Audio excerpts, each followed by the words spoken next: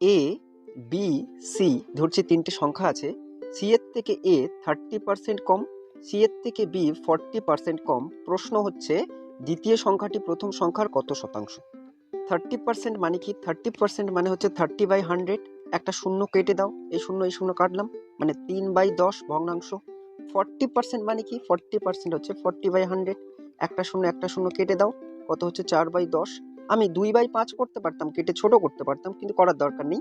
এই হরটাকে একই রাখার চেষ্টা করছি। সি যদি 10 হয়, সি এর থেকে 3 কম, মানে এ কত? 7। সিমিলারলি বি এর ক্ষেত্রে সি যদি 10 হয়, সি এর থেকে 4 কম, মানে হচ্ছে বি হচ্ছে 6। এটা বিয়োগ করলে 7 আর 6 পাচ্ছি। A is to B is to C যদি করি, তাহলে সি ধরেছি 10, বি হয়েছে 6 এবং এ হচ্ছে 7। প্রশ্ন ছিল দ্বিতীয় সংখ্যাটি প্রথম সংখ্যাটির কত শতাংশ? দ্বিতীয় সংখ্যাটি কোনটা? 6। প্রথম সংখ্যাটি কোনটা? 7। তাহলে 6 7-এর থেকে কত শতাংশ জানার জন্য 100 দিয়ে মাল্টিপ্লাই করলে এটা হয়ে যাবে।